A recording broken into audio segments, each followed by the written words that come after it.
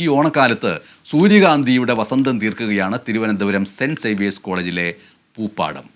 എന്താണ് ആ പൂപ്പാടത്തിൻ്റെ വ്യത്യസ്തത എന്ന് നോക്കാം. നയനമനോഹരമായ കാഴ്ചകൾ കാണാം.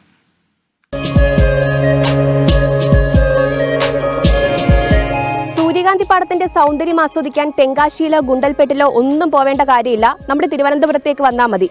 ദേ സെന്റ് സേവിയേഴ്സ് കോളേജിലെ സൂര്യകാന്തി പാടമാണിത്. കാഴ്ചക്കാരുടെ മനം നിറയ്ക്കുകയാണ് ഈ സൂര്യകാന്തി പാടം. ഈ പൂന്തോട്ടത്തിന് പിന്നിലെ അധ്വാനം പുള്ളിയുടേതാണ്. കർഷകൻ പുള്ളിയാണ്. ഇനി നമ്മൾ ഈ സൂര്യകാന്തി പാടമൊക്കെ കാണാൻ തെങ്കാശിയിലും ഗുണ്ടൽപേട്ടിലും ഒക്കെയാണ് പോകുന്നത്. ഇനിയിപ്പോൾ തിരുവനന്തപുരത്തേക്ക് വന്നാൽ മതിയല്ലോ. അതെ, തീർച്ചയായിട്ടും.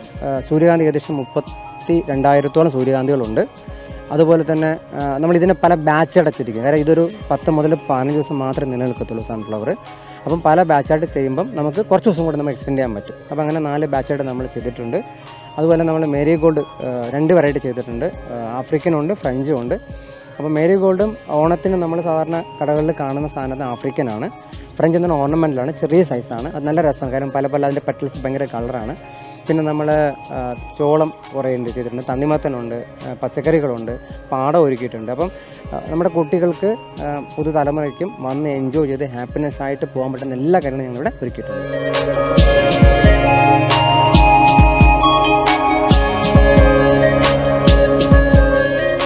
ഓണം എന്തായാലും മനോഹരമാക്കി. അതെ, അത് ഒരു ദൈവത്തിൻ്റെ അനുഗ്രഹമാണ്. ഞങ്ങൾ ഒരിക്കലും പ്രതീക്ഷയില്ല ഇങ്ങനെയൊക്കെ ആവുമെന്നുള്ളത്. കാര്യം ഒത്തിരി ജനങ്ങൾ വരുന്നുണ്ട്, വളരെ പോസിറ്റീവ് റെസ്പോൺസ് വരുന്നുണ്ട്.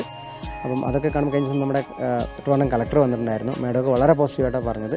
അപ്പോൾ ഇങ്ങനെയൊക്കെ കാണുമ്പോൾ നമുക്ക് ഇനി മുന്നോട്ട് പോകാനുള്ള ഒരു എന്താ പറയുക, ഒരു എനർജി ലഭിക്കുകയാണ് ഇതിലൂടെ. നമ്മൾ ഈ പൂപ്പാടത്തിന് നമ്മളൊരു പേരിട്ടിട്ടുണ്ട്, ആരവം 2025 എന്നാണ്. അതിന് പിന്നിലെന്ന് പറഞ്ഞാൽ എൻ്റെ മോൻ്റെ പേര് ആരവം എന്നാണ്. അപ്പോൾ മോന് എൻ്റെ കല്യാണം കഴിഞ്ഞ് വൈഫ് കരിയുന്ന സമയത്താണ് ഞാൻ ഈ സേഫ് ടു ഈറ്റ് വിഷരഹിത പച്ചക്കറിയെക്കുറിച്ച് ചിന്തിക്കുന്നത്. അപ്പം അതിന് മുമ്പ് ഒരു ഇൻസിഡൻ്റ് എന്ന് പറഞ്ഞാൽ ഞാൻ ബാംഗ്ലൂർ കോർപ്പറേറ്റ് മേഖലയിലായിരുന്നു. ഞാൻ എൻ്റെ കരിയർ സ്റ്റാർട്ട് ചെയ്ത സമയത്ത് എനിക്ക് സാലറിക്ക് മുമ്പ് കിട്ടിയത് മെഡിക്കൽ റീഇംബേഴ്സ്മെൻ്റ് ആണ്, ഫുഡ് പോയ്സണായിട്ട്. അതാണ് മെയിൻ സ്പാർക്ക്.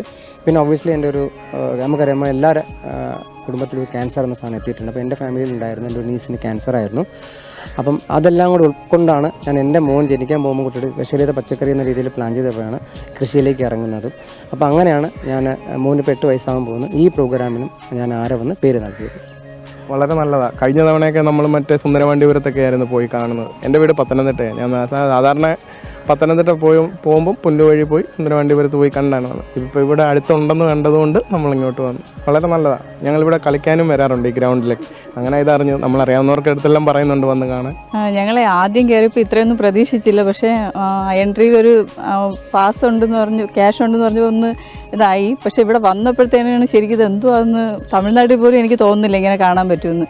ഇത്രയും മനോഹരമായിട്ട് നല്ലൊരു അറ്റ്മോസ്ഫിയറാണ് കേട്ടോ. വന്നപ്പോൾ തന്നെ നമ്മൾ ഗ്ലൂമി ആയിട്ട് വന്നാൽ പോലും ഒന്ന് സ്മൈൽ ചെയ്യാൻ തോന്നുന്നു. അത്രയ്ക്ക് നല്ല രസമായിട്ടുണ്ട്.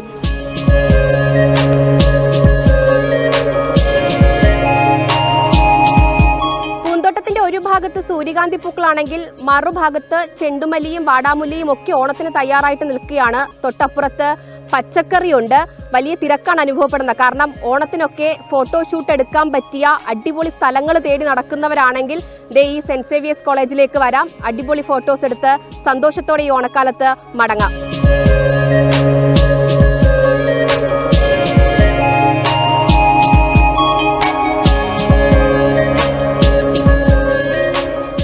ക്യാമറമാൻ ഷാൻ ജയസിനും അജ്മലിനുമൊപ്പം സൂര്യഗായത്രി, കേരള വിഷൻ ന്യൂസ്, തിരുവനന്തപുരം.